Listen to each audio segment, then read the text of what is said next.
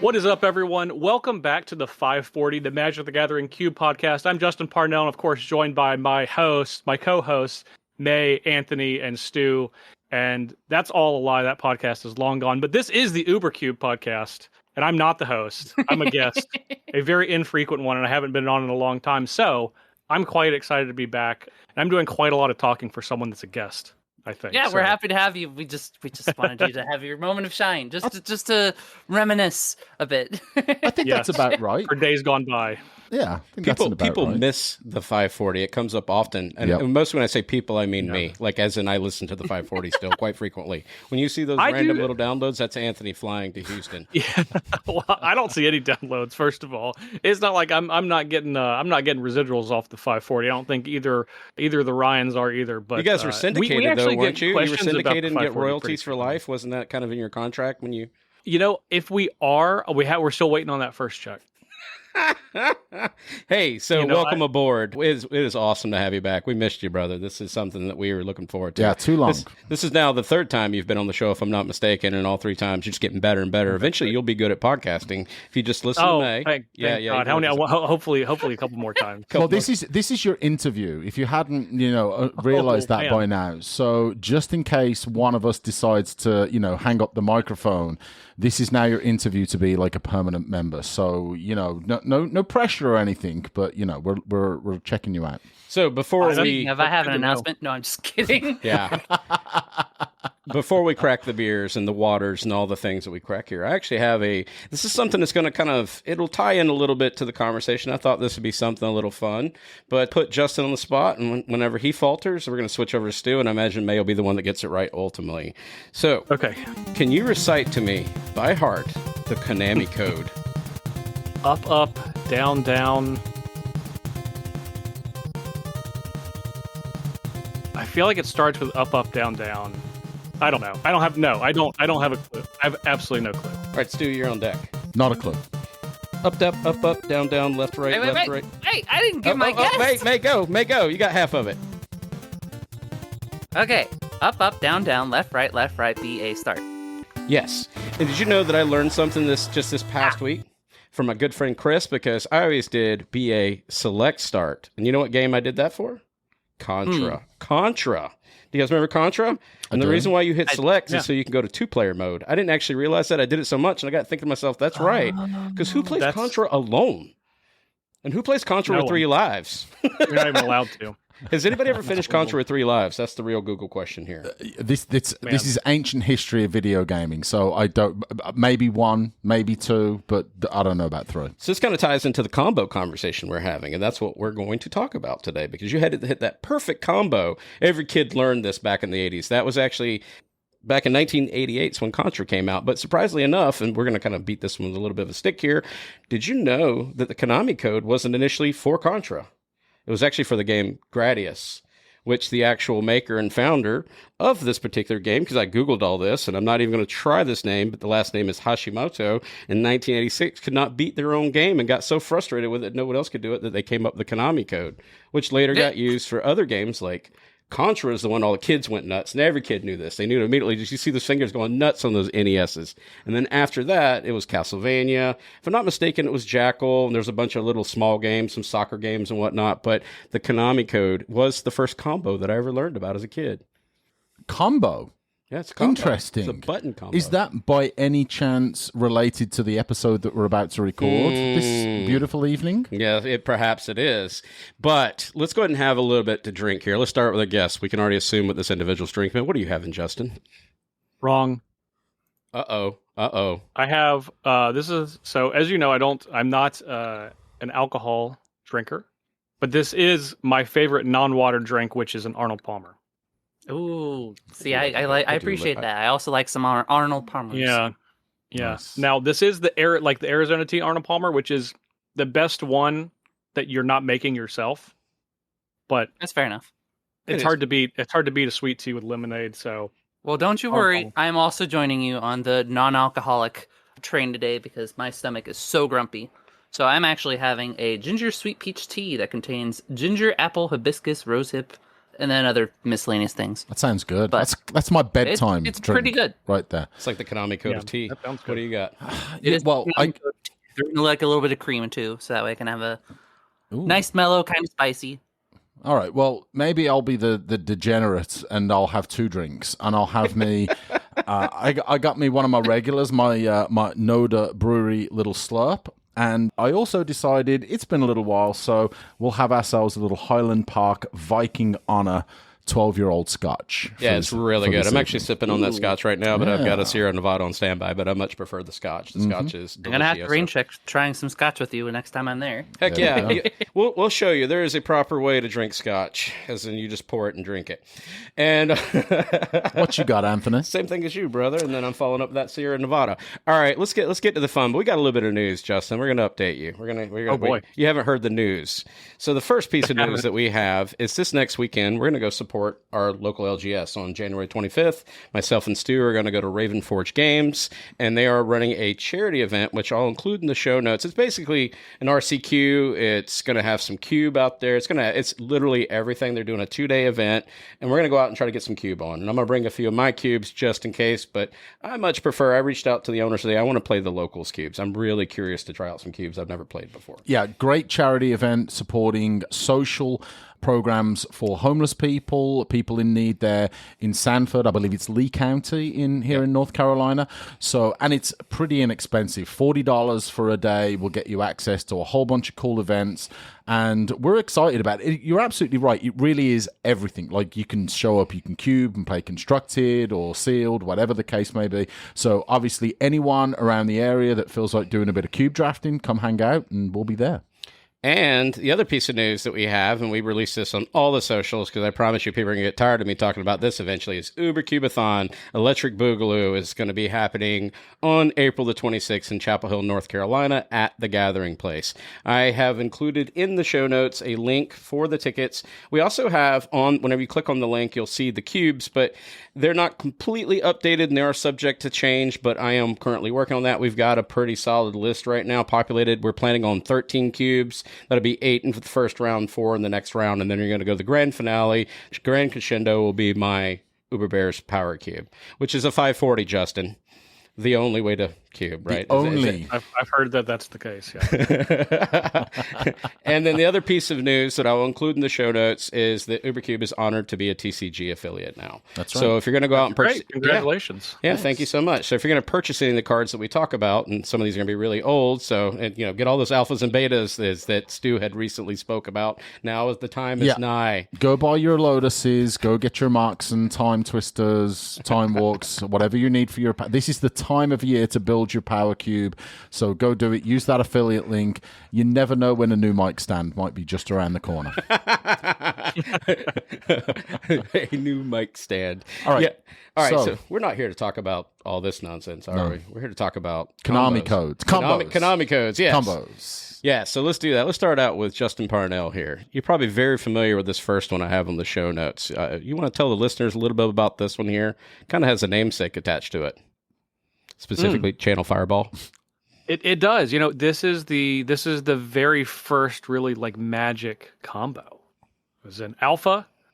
It was 2 cards that appeared frequently in packs. They're not commons, but they're both uncommons in alpha, if you can actually believe that. Fireball kind of has held up that end of the deal. Wait, you're not pointing for me. You're pointing for Stu. I'm pointing at the 3rd edition revised that I'm reading on my note that I stole from the internet. Am I wrong? Oh, 3rd edition? Yeah. You can never trust the internet. Yeah, they're in alpha though. Okay, well, I'm willing to stand corrected. I don't know. I'm learning things. Apparently, I don't know the Konami code. Either, they're also in revised, but they're definitely in alpha and beta. Okay. Well, this is the first combo I think, as you said, people picked up on. This is the one that everybody was really excited. It felt like you finally, put these 2 cards together, A+B. And you took out your first opponent, and you felt very accomplished as an individual, right? All you had to do was basically gruel it out, and here you go. Did you ever pull this one off before, Justin? I have done a version of this in Cube. Actually, is the first time I got to pull it off. The updated version, which is Channel and Banefire. So that feels pretty good because you know what? People got Force of Will waiting, and Banefire don't care about that. Spicy. That is pretty spicy. I love some Banefire. Yeah, so I have done Channel and Banefire a couple of times actually. That was definitely in the early days of cube drafting, so like the late 2000s. I think this is cool as well that we're tracking. I am a Magic enjoyer, just like we all are here, and I am a multi-format Magic enjoyer, at least have been at various stages of my Magic life. And I did get to a point where combos were kind of how I liked to finish games, especially Commander, right? We don't really talk a whole lot about Commander, but I like to end games quickly, right? Let's shuffle up and play the next one.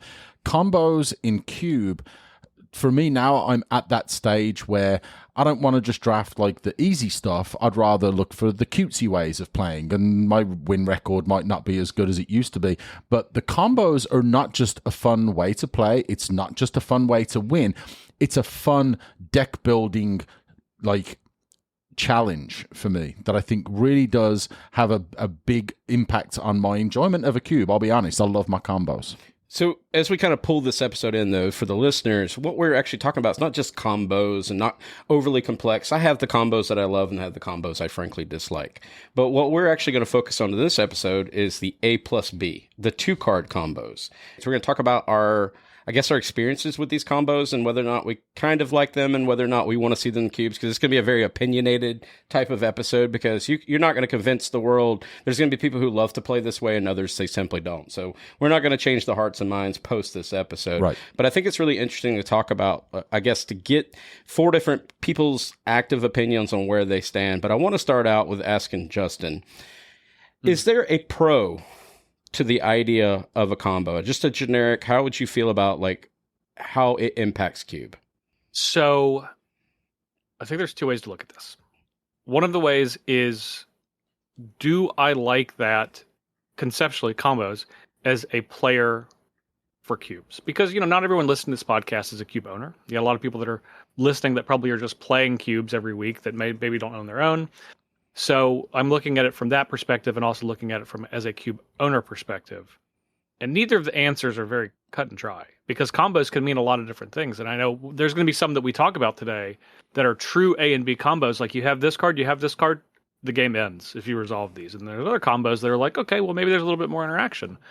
And I think that finding kind of the balance between those 2 things, if you're wanting to include combos in your cube at all, of making sure that an environment exists where there's enough interaction to be able to make meaningful games of Magic around those combos, really is what depends on my answer. Because I've played cubes that combos are a part of the cube and think that they're wonderful and it makes sense in the context of the cube. And I've also played cubes that it feels very out of place, and then they feel kind of uncomfortable and unsatisfying when the game ends with a combo, because it kind of feels like the cube that's not really the identity of the cube. So it's tough. And that's a large talking point of this episode, I imagine, is how do you fit those in? Where do they make sense? What are the ones that are, a little bit more diverse? And how do you get there as a cube owner? Yeah, that's exactly what I was going to say. And you intertwine the idea of cons in there. It just naturally is going to happen while you're talking about the pros with combos. Right. And then where does it belong? It's not for us on the show to dictate or gatekeep the idea of where this combo belongs. That is not our intent. But we do have, from the player perspective, you do feel when it feels out of place, or noticeably that you worked really hard to do something very complex to build your board state, and this other person did A+B, wins the game, and all they had to do was just get those 2 cards together. There is a little bit of wrongness that can come out of that. Would you agree with that, Stu? I would agree. I think in a 2-card combo situation, if you're talking about a cube where you draft and you build a 40-card deck, just by virtue of the fact that finding both of those cards isn't quite as easy as, hey, I'm just going to draw my 7 cards, there's my combo pieces, oops, I win.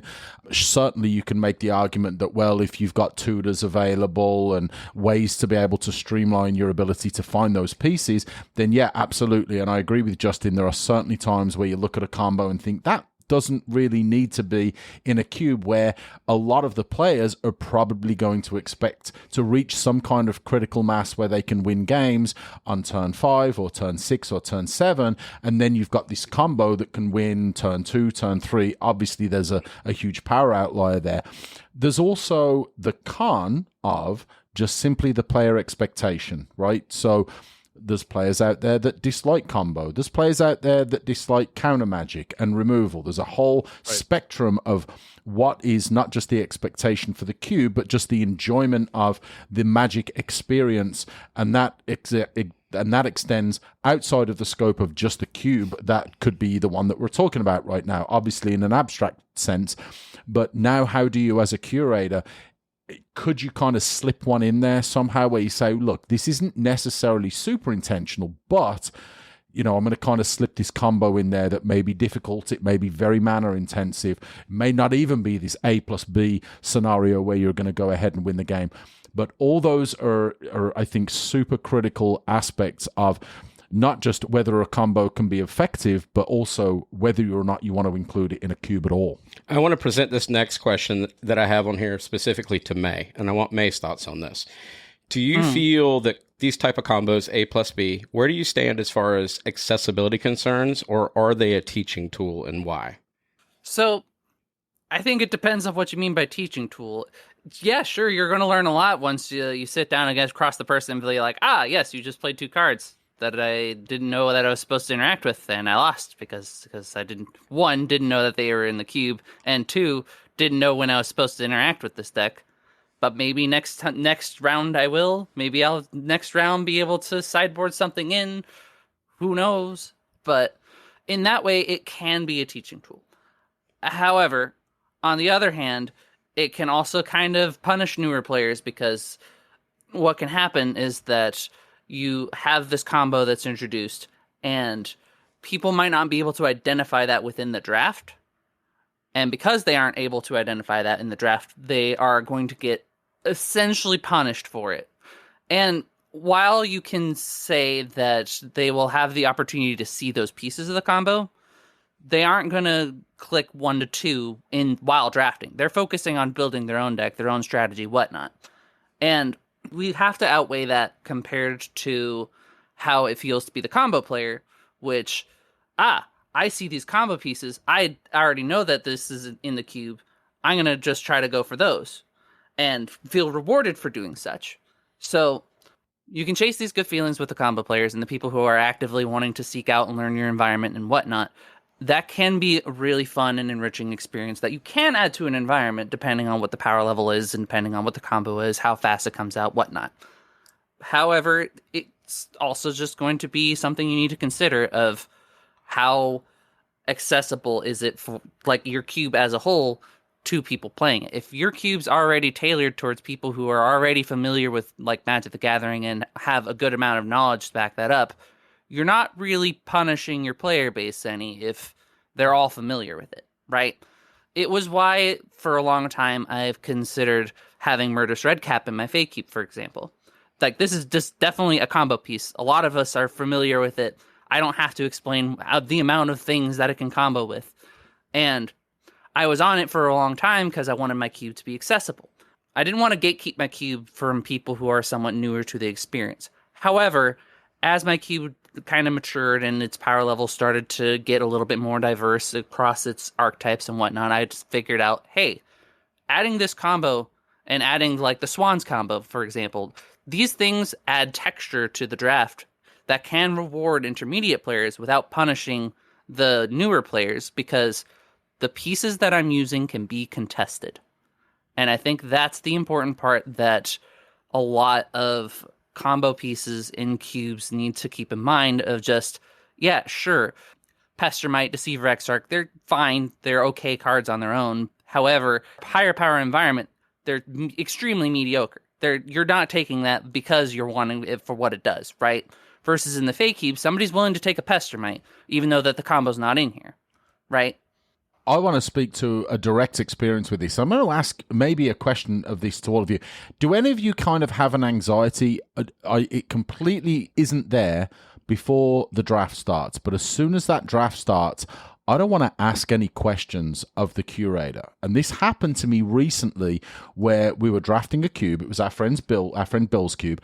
And in my, I think it was the second or third pack, I open and I find a manifold key or a voltaic key, one of those. No, this was Sam's cube. It was Sam's cube. You're stealing right. my story. This story was mine, and now you stole it. You're just Goonies me right here. But go I ahead, carry totally on. didn't. But This was my wish. I want to hear the rest of Stu's story. But I'm like, what I want to do is yell across the room, hey, is Time Vault in your cube by any chance? But I also don't want to give away that piece of information because, heaven forbid, it just doesn't get taken. There was another card that I thought, I'd really like that one. But I cannot, in good conscience, if I know that Time Vault is in this cube, allow Voltaic Key to go around. Because if someone took it, pick one, pack one, we are all in big trouble. Well, I made the mistake. I didn't speak up. Someone took that. They already had the Time Vault. So what he's missing is the other half of this story. I'm the reason why this happened. So No, you're not. Yeah, I'm pack one, pick one. I see the Time Vault. No, I'm the reason why this happened. I should have opened my stupid mouth. I see the Time Vault. I don't think that it belongs in this cube because of power levels. Out of frustration, I don't want to do this. I don't want to play A+B Magic. So I pass it to our good friend John, not thinking that they're relatively new to the idea of cubes. So I pass it. So he passes it over to another buddy who's actually like borderline a pro player who just scoops this card up that just basically saw a Time Vault get passed between two people. Then I later hear in the game that you guys all kind of said, oh my gosh, he's got the combo. He's got the Voltaic Key plus Time Vault. And I remember saying, I passed that card. And you all lost your mind. Yeah, there's a lesson here for Anthony. And I think that the very simple way I can describe it is if you open a pack and there's Time Vault in there, never, ever, ever, ever, ever, ever. There's not enough evers that you can put on the end of this. You never pass that card. I don't care if you do or don't want to play it, but you kind of have to take it. There's a reason for this tangent, and I'm going to pitch this to Justin now. This whole thing was a setup. Stu didn't know he just fell for my trap. So by this story that just kind of happened in this interaction, did you see from my point of view that I felt like this card took away my agency as a drafter and that my players at the table told me I had to take this card even if I'm not going to use it? Well, yeah, because you're not a designer at that point. When you're sitting and you're drafting, you're a player. You don't get to decide the agency because you don't pick the card. You're not saying, I don't want to play A+B Magic. You're just saying another match is going to play A+B Magic. It's going to exist in the cube. It's in the cube already. You're drafting. It's going to happen. So that's where you kind of have to decide, like, when I draft other people's cubes, I try to turn off my designer brain until like the end of the draft. And I'm like, hey, do you want feedback of like my opinion on the cube?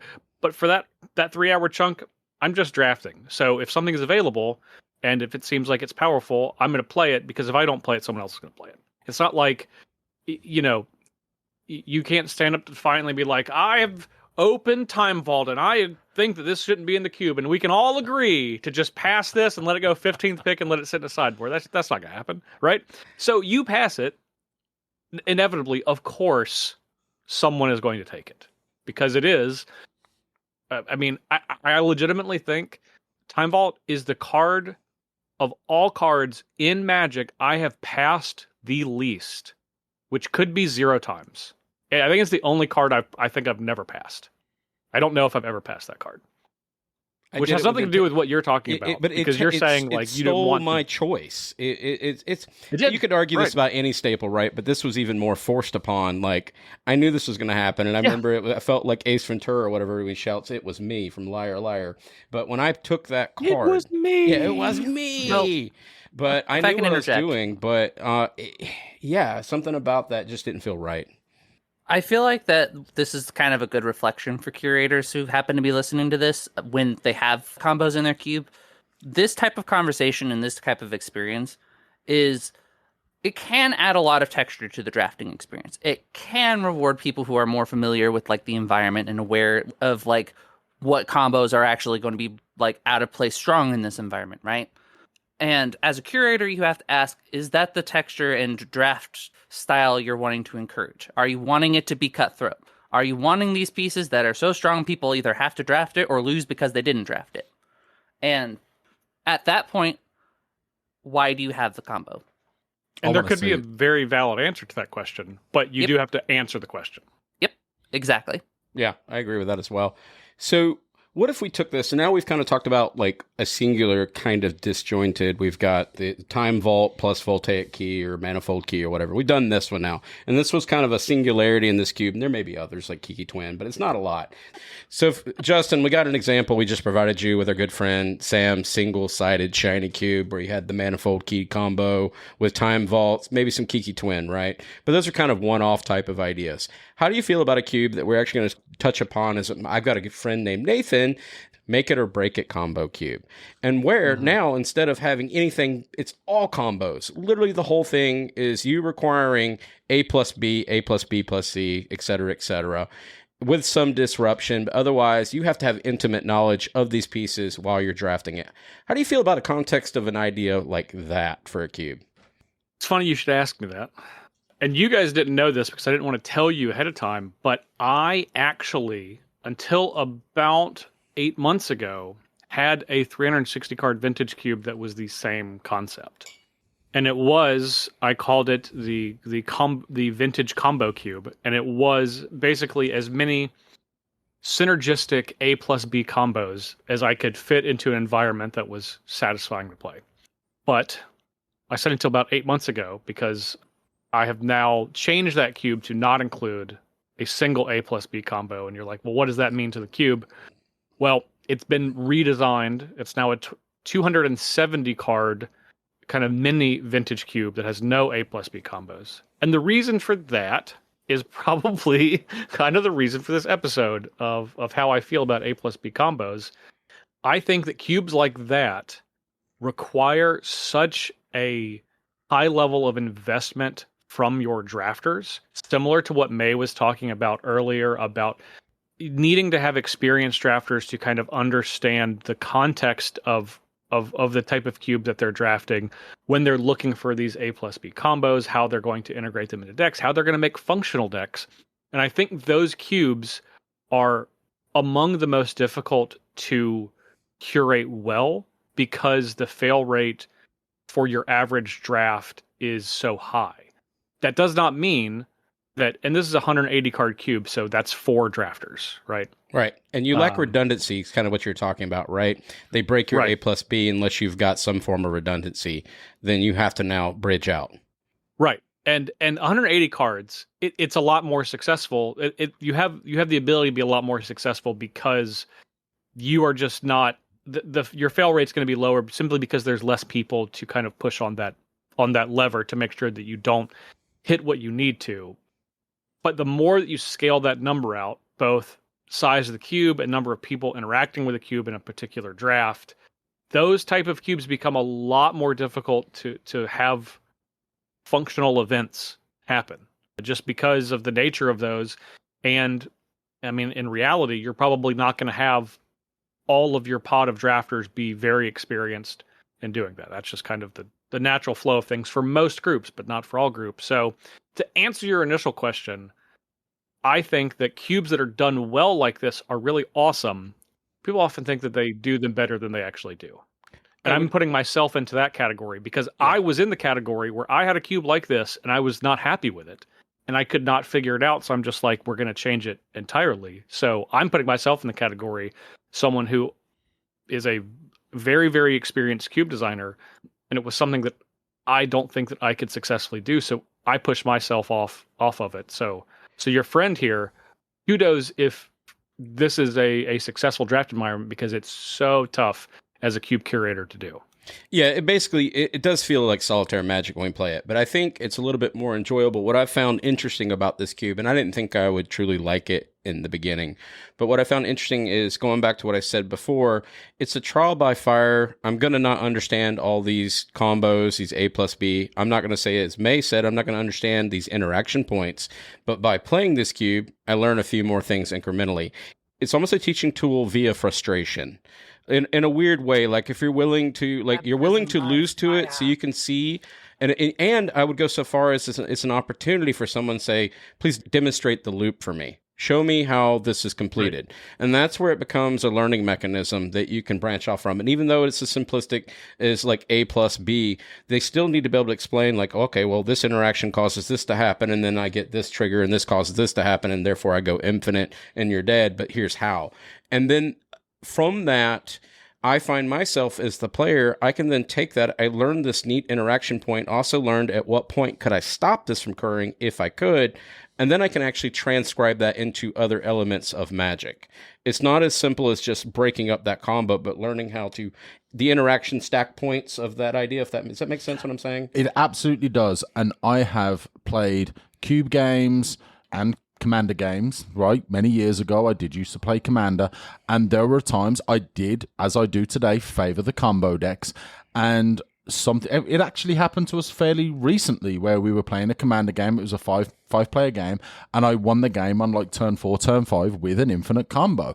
And at least one of the people that were playing were like, excuse me, what just happened? How did you do that? Like, okay, perfect. It's a nice learning opportunity for this person to be able to understand how this combo works. And I really like the fact that you mentioned, Anthony, the breakup of how someone can interact with an aspect of a combo, right? Obviously, it didn't matter for that game, and it might not happen for the particular draft or, whatever the case may be. But at some point, that player is going to learn, maybe more players at the table learn, and then maybe that gives you the opportunity to expand your cube, right? Someone's learned a combo. Multiple players have learned how a combo works. And that should, in essence, enable you to just put as many broken combos as possible in your cube, which is really what you should be doing. Yeah, okay. Let's face it. No bias. No bias whatsoever. Just a little bit.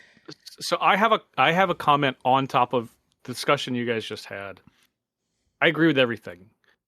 I want to add one extra point that I think as adults is something that I'll speak for myself, something that I have to think about a lot. All that you just require, all that you said, the thing that it requires the most is time. Time for people to draft your cube, to be able to iterate on those concepts, and time for people to be able to learn those experiences.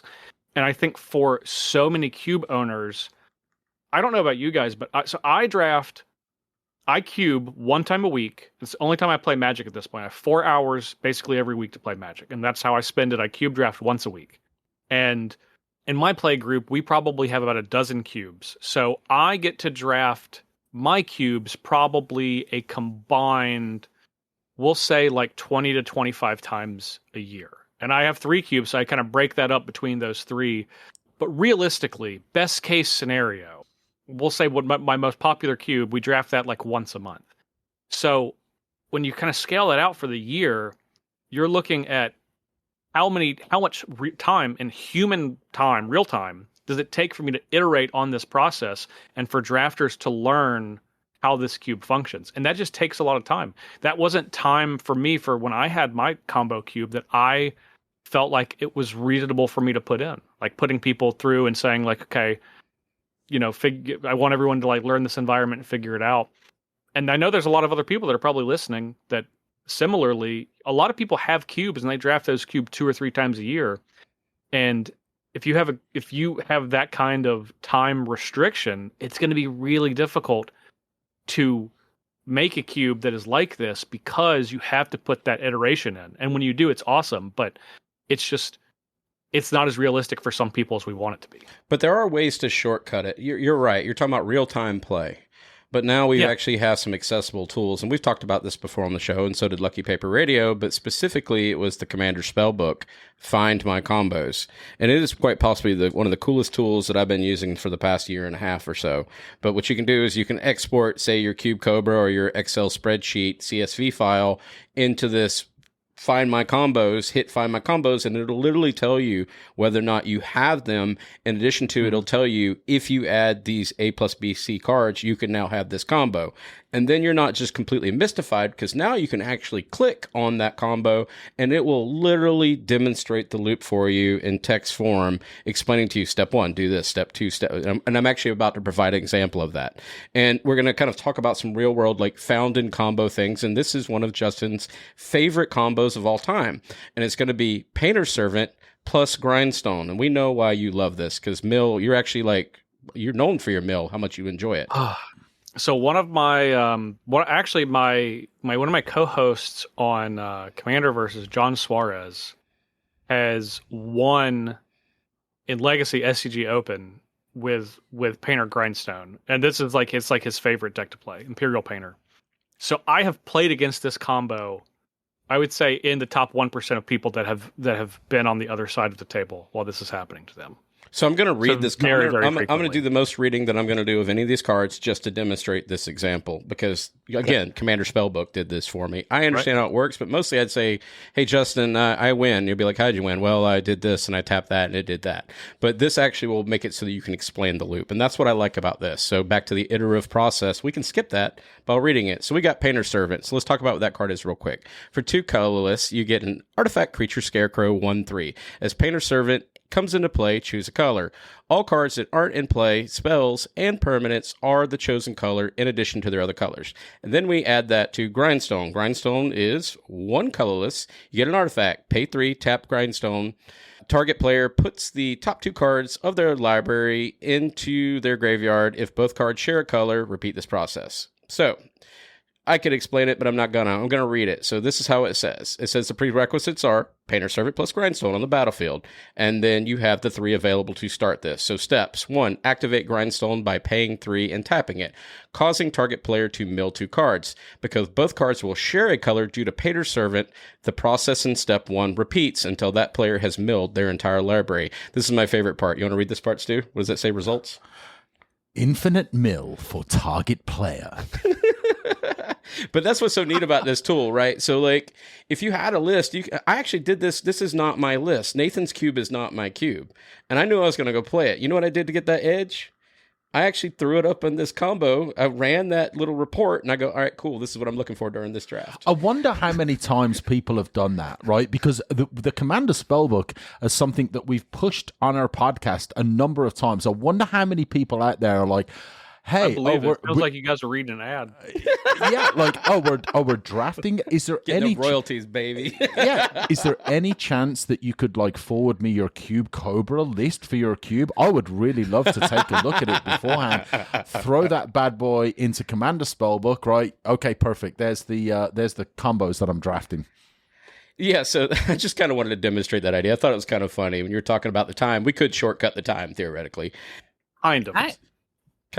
But I don't want a tangent. We can come back to it. We'll hit it later in the episode. I want you to tangent. We could talk about these boring combos, but tangent away. This is what we're here for.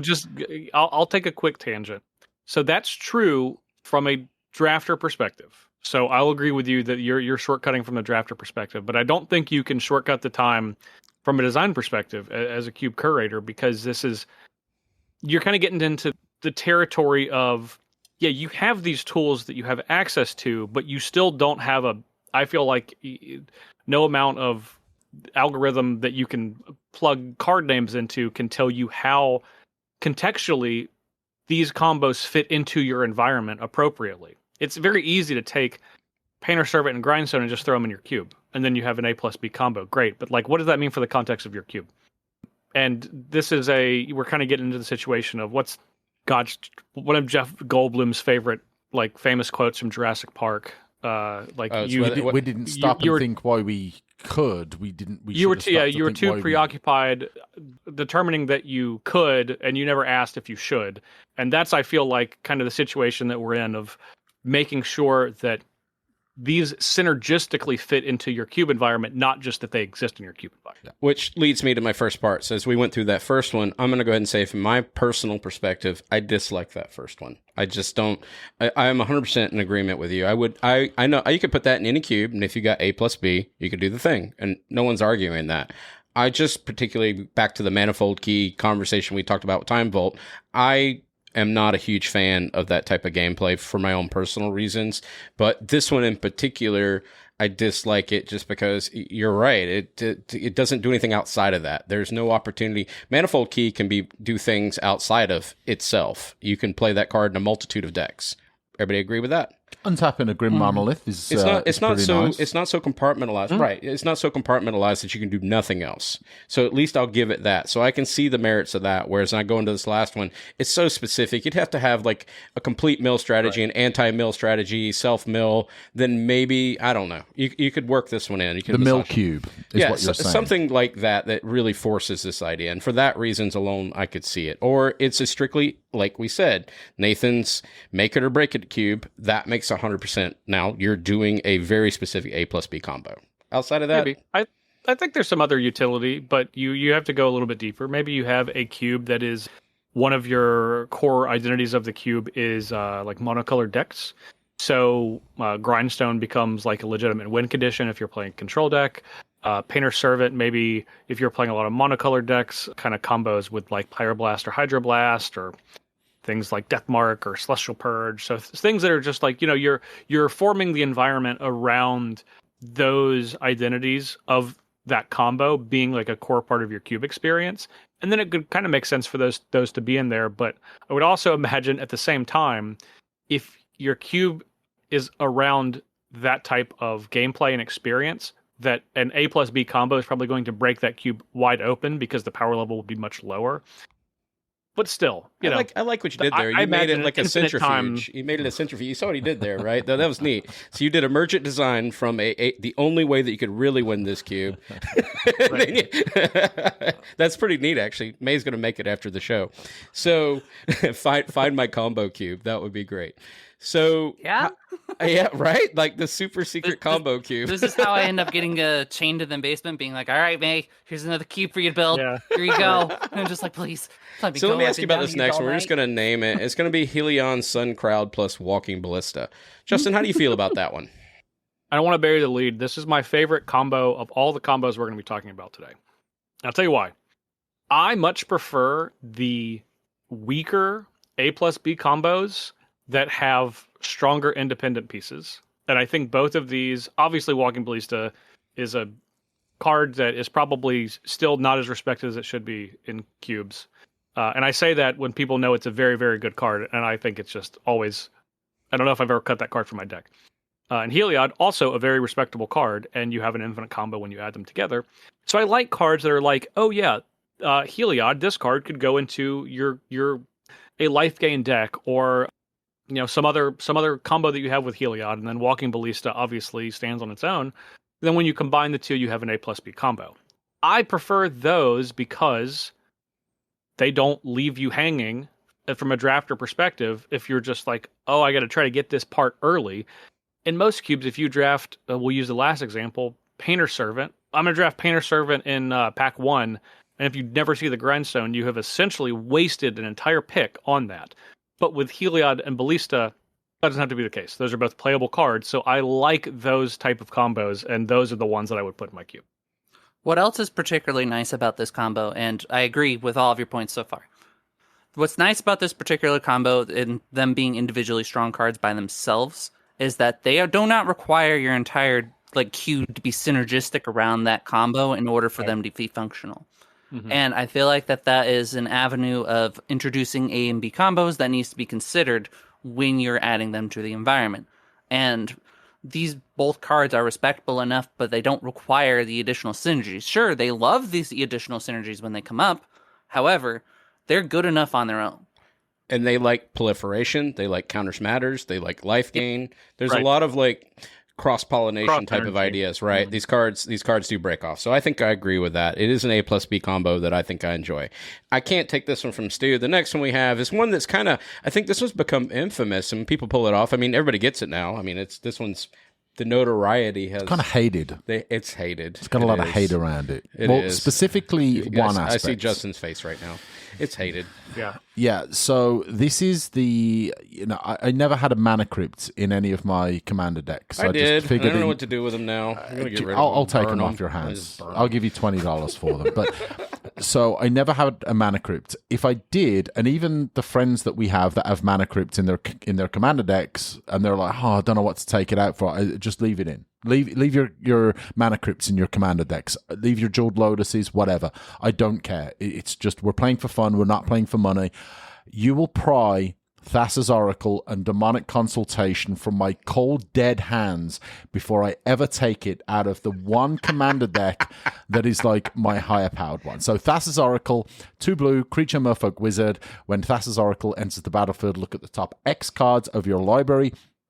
where X is your devotion to blue. Don't see much devotion anymore. It used to be kind of more of a thing back in the day, and I will say I miss devotion, because I'm a make pips great again kind of, Magic enjoyer. Yeah, it'd be good in that cube we were talking about earlier that May's going to build. Yeah, exactly. May, get ready. The chair's ready for you. Yeah, Put I'm up to already one of gonna them set on the top of your library and the rest on the bottom of your library in a random order. If X is greater than or equal to the number of cards in your library, you win the game. It's so incredibly word soupy. You need a rules lawyer. And all for that, right? Demonic Consultation is basically 1 black at instant speed. Goodbye, library. I'm not even going to read the card. Don't read that card. There's so many words. Good Lord. You need to read it, because I'm going to tell you why I hate this combo. Okay. So Demonic Consultation is, first, you have to name a card, any card in Magic, and then you exile the top 6 cards of your library. Then you exile cards in your library one at a time until you reveal that card, and then you put that card into your hand. Can I ask you a question? I want to ask you this while we're in the middle of talking about this card. Anybody ever named the card on accident that's in their library? Absolutely. Absolutely. I named Bayou once and just exiled my whole deck. I've done it in Vintage. I played this card in Vintage like a decade ago. All right. So, JP, do you think that the fact that you're not punished for naming a card outside of your deck, is that a problem with Demonic Consultation? No. In fact, it actually gives it some charm, because you name the most insulting card for your opponent. Like Humpus. You're already dead. Yeah, exactly. You're already dead. Yeah, you name that, and then you just go past it. Yeah. It's better if you do that, knowing you don't have the card, you cast it, you make eye contact with your opponent, and you just exile your library one at a time without breaking eye contact until you get to the bottom. Heartless Act. I always name Mountain because it's a Sultai deck that this is in, so I always name Mountain. I just look Mountain. Right. Yeah. So no, I think that's what do you got? At least provides it some charm, because while you're executing this completely soulless combo, there's at least some levity. Listen, I will protest that you called this soulless. I am a person. Whether or not I have a soul is not part of this conversation, but look, you aren't the ginger of the group, so you have at least that going for you. Thank you. But look, let's talk about this from kind of the no holds barred. I want a cube that is absolutely the most degenerate, the most broken. It's got your time vault. It's got, the next one that we're talking about. Maybe you could throw that one in there. But if I want to create a cube that has degenerate combos, the most high power, it's such a natural fit for that, right? Because it literally is that A+B. It's the epitome of I play this, then I play that, and I win. It's true, because the cards have very little context outside of that. They're terrible outside of that. Right, and it's the antithesis of the Ballista and Heliod that we were just talking about. Correct. This is the opposite. Yeah. It's more effective. It's stronger because it can happen instantly and you win the game. Where with Heliod and Walking Ballista, you have there's some interaction points, but that's also why I dislike it. So I think it kind of goes back to what May was talking about earlier. It rewards you for that. We'll just call it maybe your enfranchised knowledge or intermediate knowledge to be able to do A+B in the case of the Heliod and the Walking Ballista. But also, it doesn't punish you for not knowing you can play them as individuals, and they're quite all right, which I think kind of tethers into this next one. And I know this is one that May kind of referenced earlier about it was Pestermite and Deceiver Exart and all the above. I would say that with Splinter Twin and Kiki Jiki, those cards can independently survive as well. They don't punish the drafter for not completing the combo. And is that the ultimate, kind of where we are going with this? That you don't. May's got a point. And May, I want to ask you this. I want you to answer this question. Do you believe, and I know you've looked at the show notes, do you believe that Thassa's Oracle Demonic Consultation is the most parasitic combo as far as all the A+Bs that we've got that we're going to talk about today? Parasitic? Not really, because it doesn't... Well... But there's no value to those cards outside of those two cards. Is that a fair statement? Or an unfair statement? Because I wouldn't play... You're not going to play Thassa's Oracle without a way to exile your library. I don't know. Turn 37 and went when it turns. The Demonic Consultation's a maybe. But, I agree that they are very standalone piece. They are not good standalone pieces, and they have to be together, or else they're just kind of non-cards. And when they aren't non-cards, then it's just kind of a, cool, I now have a Thassa's Oracle as part of my control win con, and eventually maybe I'll win, and it's just like, okay, great, is this the gameplay we're trying to encourage for our fail case? But take it back to what Justin said earlier with kind of that centroid idea where you're talking about you had these two cards and you joked about it and you had this card plus this card and you could build a cube from it. I mean, theoretically, that's kind of the reason why you favor these cards, because they have that centroid aspect where Splinter Twin plus Deceiver Arc, sure, they combo off together, but also as individuals, they're capable of playing Magic quite nicely alone. You can do other things. What do you think about that, Justin? Yeah. But it's probably not independently. They're probably like not up to snuff with the context of the rest of the cube for whatever cube they're in. But I will give it this: it's easier to build an archetype around this combo because there are redundancies for each of the pieces. When you say Splinter Twin and Deceiver Exarch, you also could mean Kiki-Jiki and Pestermite. You also could mean, what if it's just red cards and we just have Splinter Twin, Kiki-Jiki, and then we have Zealous Conscripts and like Coercive Recruiter, right? So there's a lot of flexibility in this combo. So it's still A+B, but it's not so isolated. You have to have exactly A and exactly B. I don't want this to drag on, right? People understand these. I think the message and what we're driving home makes sense. And I am getting out of this the opinion of the cards need to be able to stand alone, stand on their own legs. For me, and I think for you, and Stu less so from I guess the player doesn't care about that. Maybe that's the point we talk about. I think they do. The curator cares about legs. The player don't care about it. I think they do or they don't. I think you either enter a draft. If you've got one ludicrous outlier, like Thassa's Oracle and Demonic Consultation, that is a problem. Right? If the rest of your cube is Durdley and you're swinging with creatures and that's the end of it, then that could potentially be problematic. Where I think the greatest home for them, and you could always just be incredibly reductionist and say it's all about power level, right? If the whole cube is filled with degenerate combos and force of will and force of negation and all the broken interaction that exists in Magic, then you can absolutely say that there's a place there. You could also argue that and this is very A+B centric, right? We're not talking about these 3, 4, 5 card infinite combos that can win games. There's a place for those as well. And I personally favor those. I think it's very rewarding. Like, I would even go so far as to say KCI combo, which I've talked about before, is more rewarding for me personally as a player, not only to be able to just do it, but also explain the loop. Right? Can I hazard a guess as to why? The reason why those combos are more satisfying is because you feel like you are actually playing Magic rather than just playing 2 spells and winning the game. You're not really playing Magic. Yeah. When you're Demonic Consultation after Thassa's Oracle, is it playing Magic? All right, you're putting a piece of cardboard on a table that has a Magic the Gathering symbol on it, but it's not the core framework of why I would imagine that any one of us really started playing this game in the first place, which was the interaction and the fun aspects of playing. That is not a fun way to win. I will say this. I have a commander deck. I win with that combo more often than not. Is it satisfying? Not particularly. Have you ever had anybody drop like a time vault on you and a voltaic key, and then they say they're going infinite turns, and you say, cool, please demonstrate to me how you win and show me each step? 100% of the time. I have done every that. time. Show me how you complete. Every time. Show me something that's going to kill me. That's what I say. I'm like, that's fine. You just have to show me. Yeah, because you don't know. It's like almost like you don't know if they have an actual win con in their deck. Didn't Louis Scott sounds ludicrous to say out loud, but there's truth to that. Didn't LSV literally win a GP because he dropped a couple of combo pieces? I think if you go and I think you can YouTube Google that, whatever. It was the Heritage Druid. It was like an elf ball combo. Yeah. Yeah.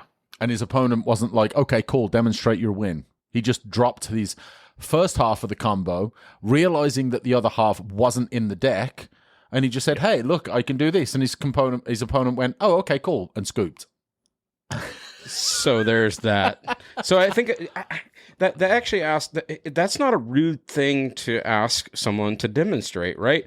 I mean, I was at the CubeCon that you were at, Justin. Actually, you should have seen this. This is not an A+B.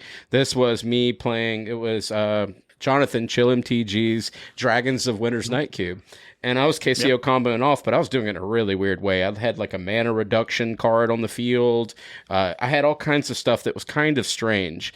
And the opponent did say, please demonstrate the loop. And I'm like, oh God, I so hoped you wouldn't wish for me to say that. All right, here we go. I'm going to try to show you this. I know if I do this and I do that, but I'm not sure if I do that in that right sequence. But I think I got it. And then what was kind of cool is that I called Bones over at the time, and I said, Bones, I don't want you to tell me how to do this. I'm going to explain it out loud, and somebody please just put their thumb up if I said it right. And I did. I got lucky, though. It was a hell of a guess.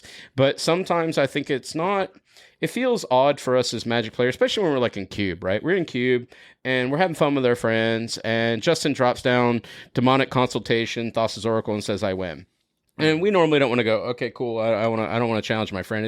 It's fun night. But there's two parts to that, right? In my mind. One is we're friends, and I say, please show me how that works. Two, show me that it actually works and you can beat me with it. Mm-hmm. And there's back to that learning tool I said. It's almost like... It is a trial by fire form of learning. It's not something that the player that's getting beat by it, A+B, will necessarily enjoy. But I think there are, even though you're losing, this kind of happens there. The people who, what you remember the most in life is every time that something bad happened or that you actually learned from a bad experience. That's what you mentally retain.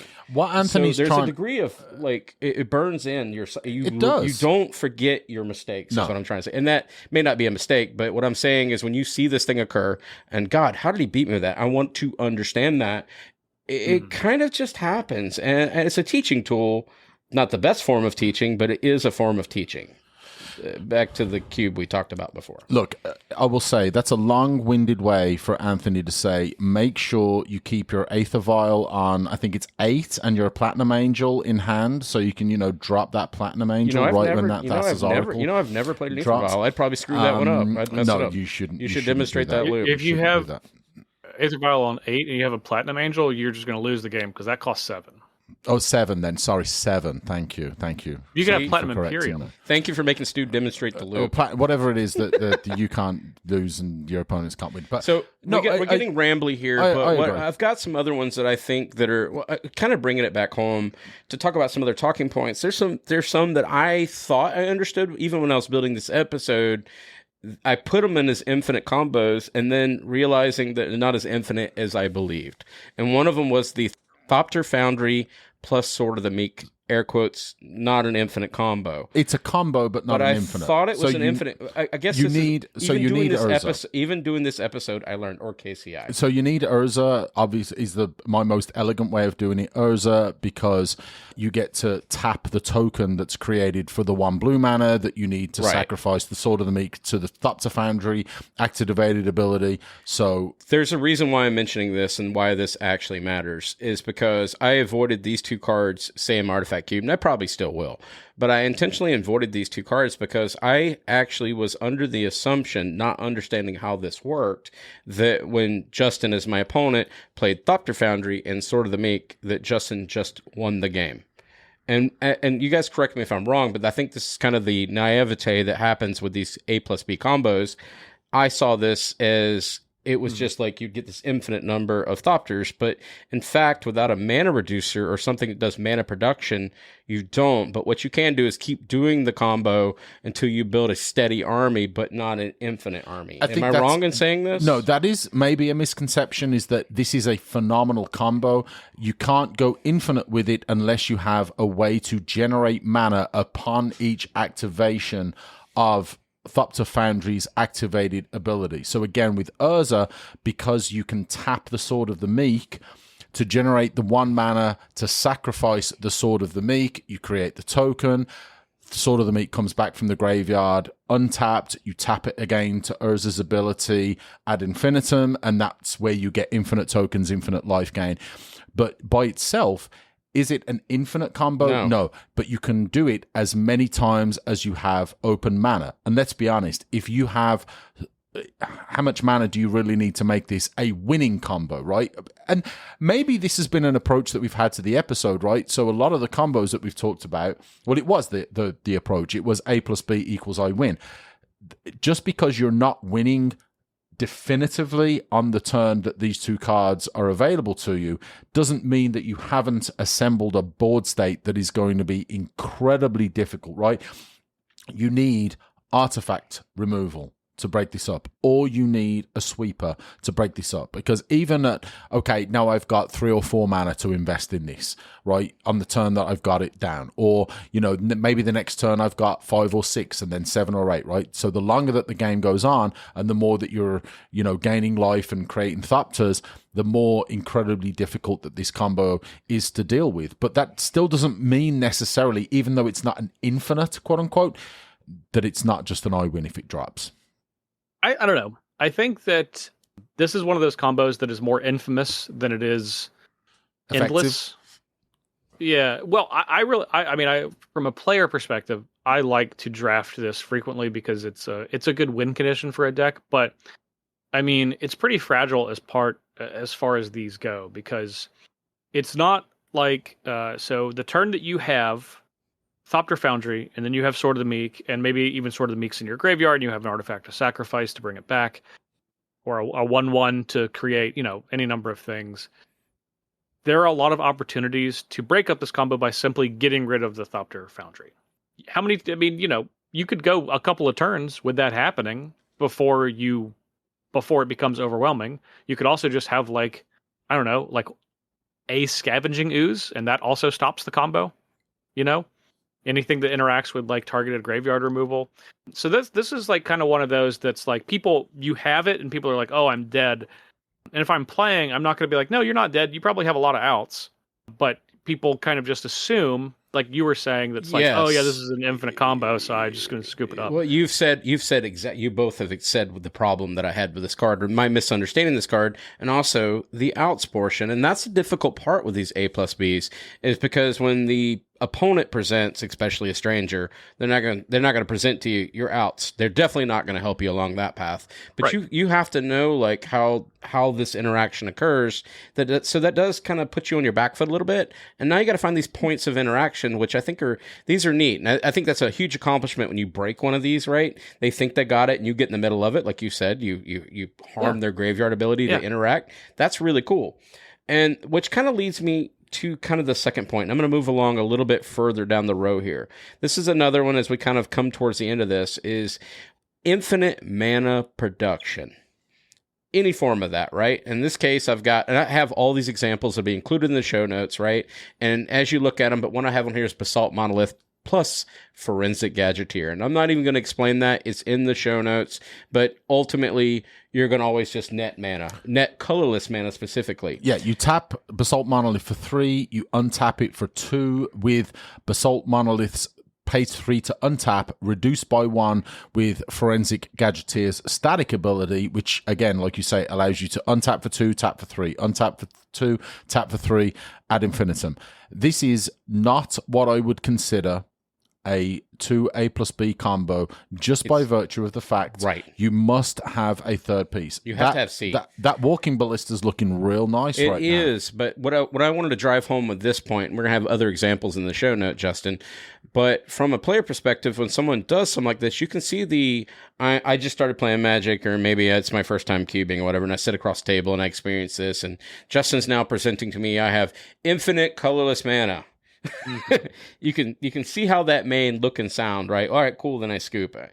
But you got to have C, right? I mean, that's where some of these are a little misleading, right? There's a little bit of a sleight of hand that kind of happens at the Magic table when people present these type of combos as if they're completing something, but what do you do with the infinite mana, right? Like, it's like infinite turns we talked about before. Present to me how you complete this. Look, if you saw me drop Forensic Gadgeteer, you would know full well that I am the kind of player that I'm drafting that with the idea that I want that Basalt Monolith or Grim Monolith or whatever. Like, I want to be I don't know if it's Grim Monolith that would go infinite with this, but either way, Basalt Monolith for sure.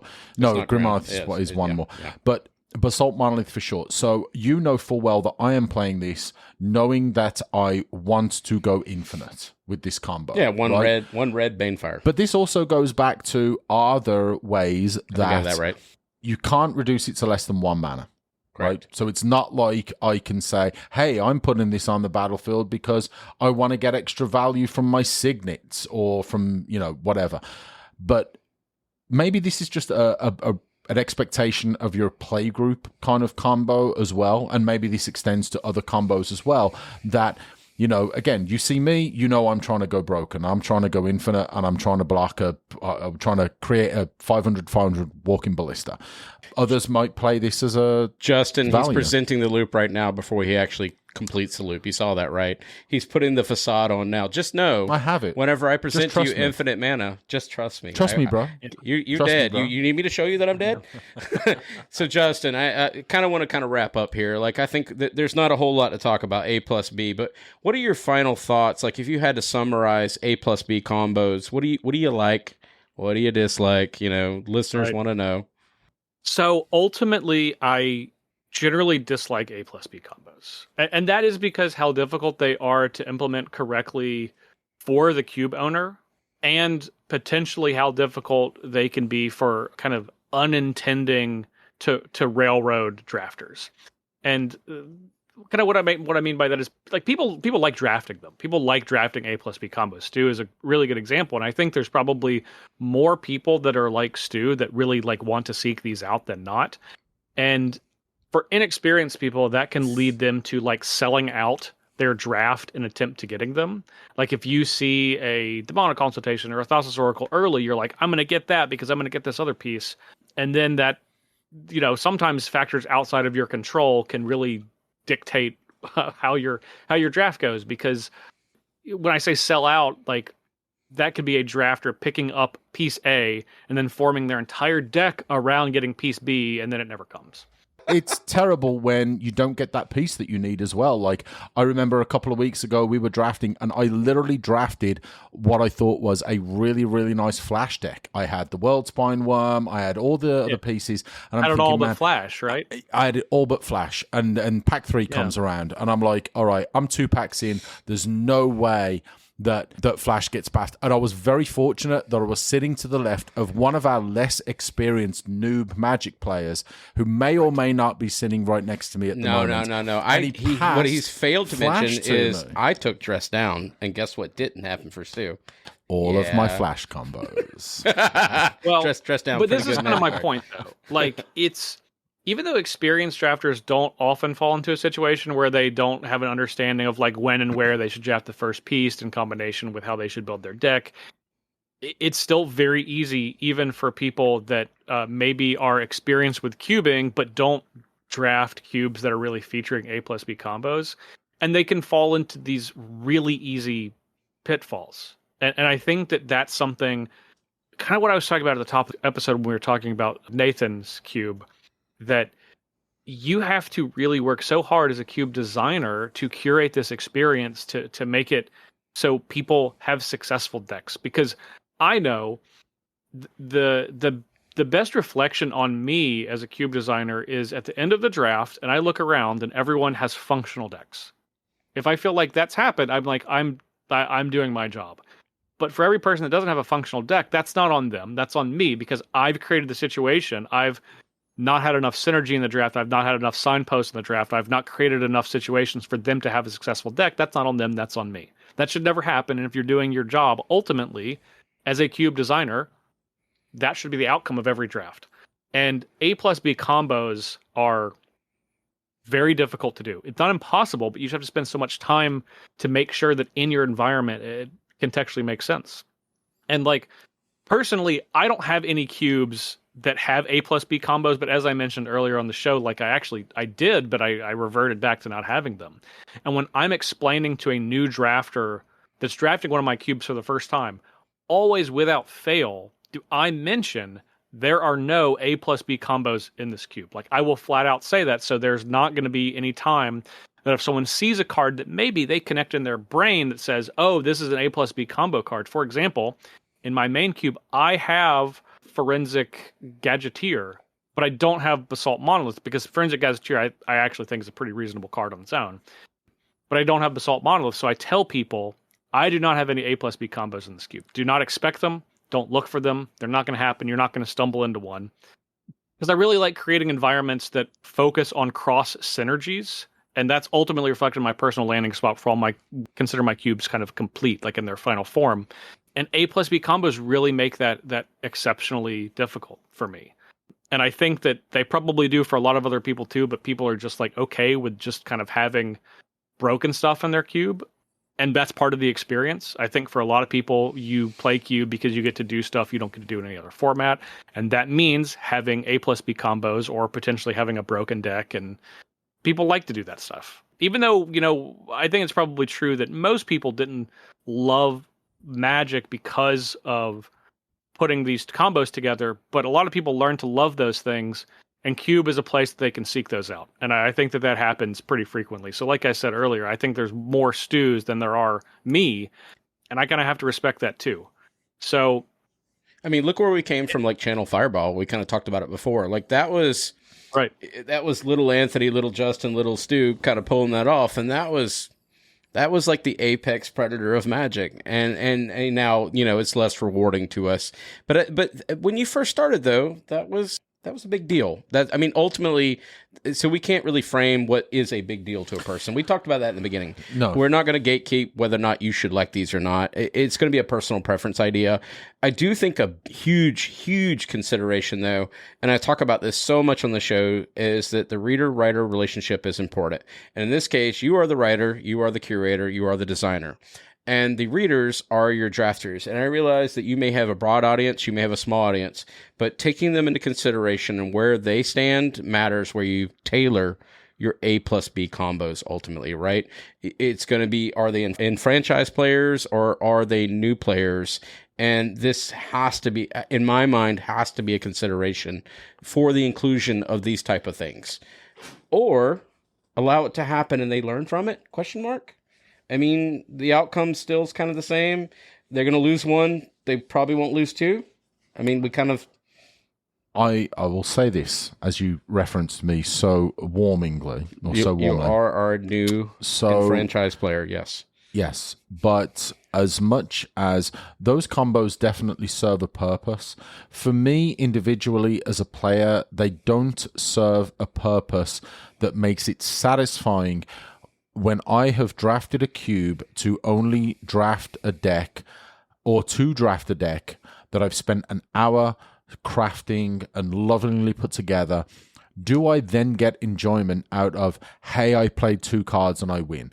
For me personally, absolutely not. That is not as satisfying to me as drafting and sculpting and spending a lot of care and time on drafting a synergistic deck where every single of the 23 or 24 cards or whatever it might be being put together in a way where I know I can use all of them, where I know I am going to have to use some kind of thought process in order to make them really just gel together, to make the games fun, to make the games challenging, and to be a deck that I can be proud of. Right? That's almost a little cheesy kind of a thing to say, but I don't upload a whole lot of our decks. We have our deck boast channel. There's not a ton of decks, even decks that I win with, that I upload there. The decks that I am much more apt to upload there are the decks that I'm proud of. I'm never going to be proud that or at least maybe back in the day, but not anymore. I'm never going to be like, hey, look at this Thassa's Oracle Demonic Consultation deck that I put together. Because it's just going to be like, oh, cool, you did A+B. No one is impressed by that. It's absolutely the lowest common denominator win condition in Magic, and a lot of people absolutely hate it.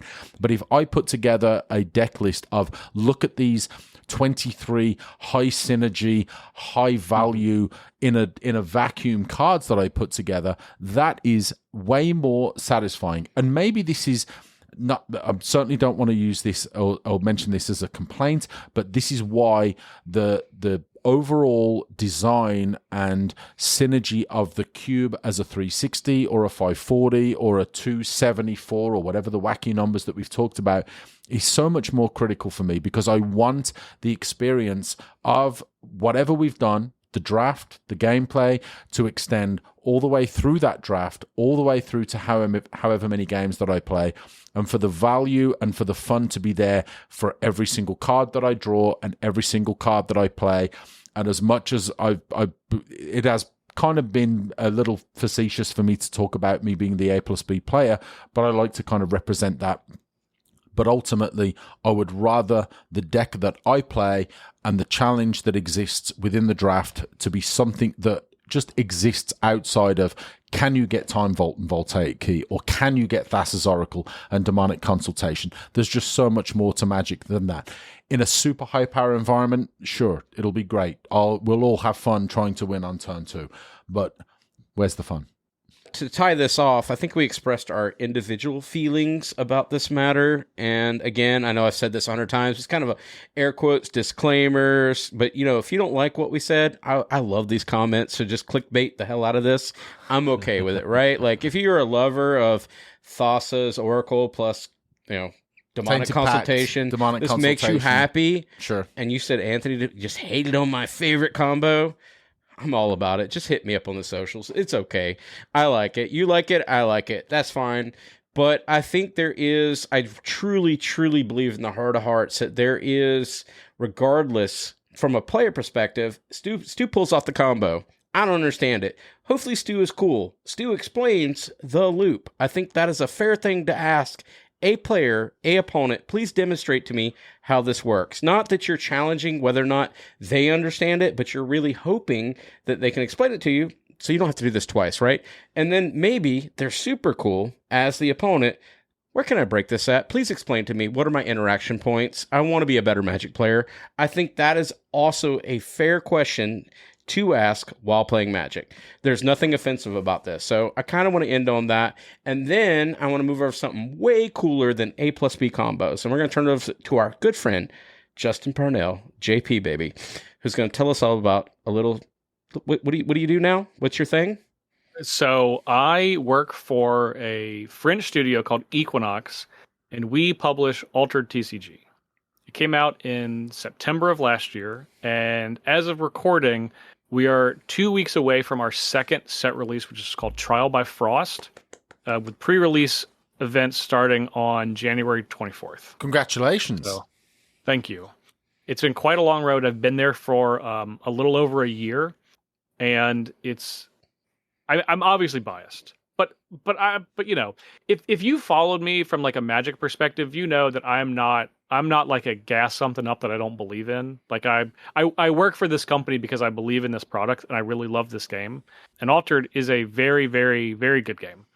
It's a TCG, much like Magic. It has a lot of board game elements. If you are a board game fan, it still obviously has a lot of TCG elements, especially from a collectivity standpoint. And every single game borrows a little bit from Magic. So I would suggest, if you can, check it out. Go to your LGS, see if they have Altered. There's probably one in a city. If you're in any sort of medium-sized city, there's probably a store within 30 minutes of you that probably is carrying Altered. And like I said, pre-release events coming up right around the corner.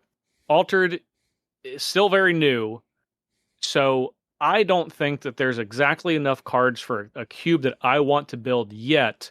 But hopefully by the time like set 4 comes out, which will be in like kind of the Q4 of this year, hopefully by then there'll be enough cards where I feel comfortable to make an Altered cube, which I'm super excited about. I don't want to get too much in the weeds of like what like how to play, like how to build decks, but you play a single faction in Constructed, so you have a hero, and then all of your cards are of the same faction. However, in Limited, you can play up to 3 factions in your deck. So Limited is super awesome. It's my favorite way to play Altered. Obviously, it's my favorite way to play most TCGs, but I absolutely love drafting an Altered, and cubes are going to be so awesome. Because that flexibility to be able to play 3 different factions in a single deck means that every time you play Limited, you get to play combos that you don't get to play in Constructed ever, because you're not allowed to like put those, like, you know, this card and this card in your deck at the same time. So Limited decks are like, they're not less powerful than Constructed decks. They're usually like alternate reality Constructed, where it's like the decks are still super powerful, but they're just not they're not as siloed as you would have in a constructed deck. So anyway, it's a lot of fun. Altered's a very good game. Give it a try. It's very good for all ages too. It's a non-violent, non-combative game, so you're not trying to reduce your opponent's life total to 0 or raise your number from 0 to 20 or anything like that. You're essentially trying to complete a race to meet your hero and companion marker somewhere along this track in the middle before your opponent does. And so once you actually get to the point where you're starting to design this actual altered cube, we would love to have you on to talk about that. Because it's always fun to like look at other May's done this before with like Pokemon meets Yu-Gi-Oh meets, right? I mean, people are interested in these battle box or the party boxes like Pleasant Kenobi talks about all the time, right? And so there's a lot of opportunity here to kind of grow the magic centric type cube idea into, because people want to do more. They want. I think Pleasant Kenobi actually joked he's got Ricky Martin cards in his party box. So here we are. Yeah.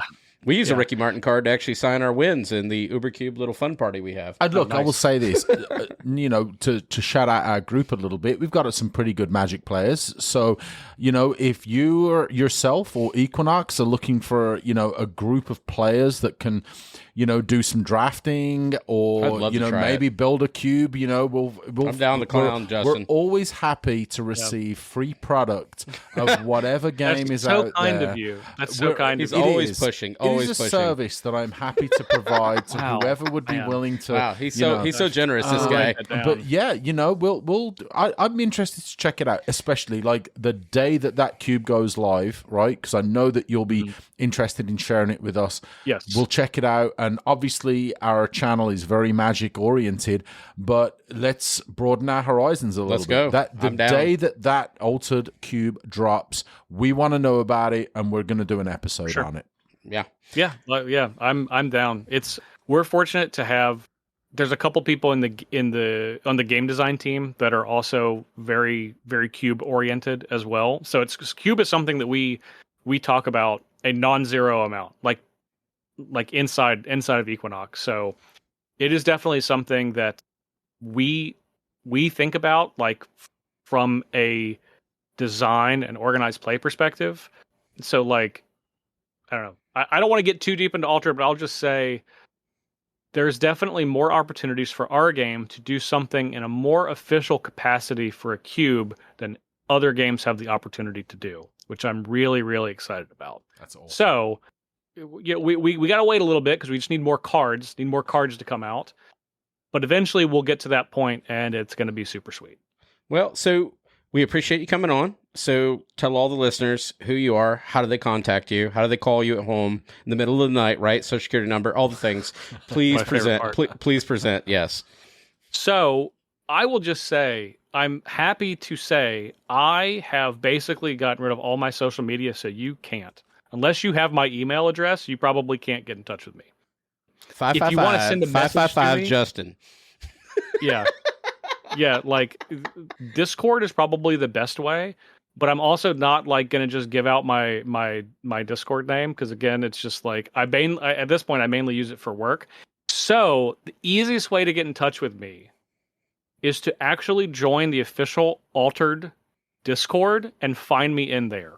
That's the easiest way to get in touch with me. We will include in the show notes a link to that because Justin's going to provide that. We'll do that. Yeah, let's go. All right. Yeah, cool. I'll provide that. I'll also provide the link to my cubes. I have 3 cubes. I think 2 of them are very, very, very good, and I think one of them is okay. It's probably a lot of people like it in our play group. I'm not. I hold myself to a very high standard, so I think it's just fine. But I'll provide those links as well. So before we wrap up, Justin, are you planning on coming to UberCubeathon? I would love to. I'm planning on it. I have it on my calendar. I can't fully commit yet. Kirby and I missed Shoop the said last you're one, coming. and I don't They said want they're going to drive you there. They told me.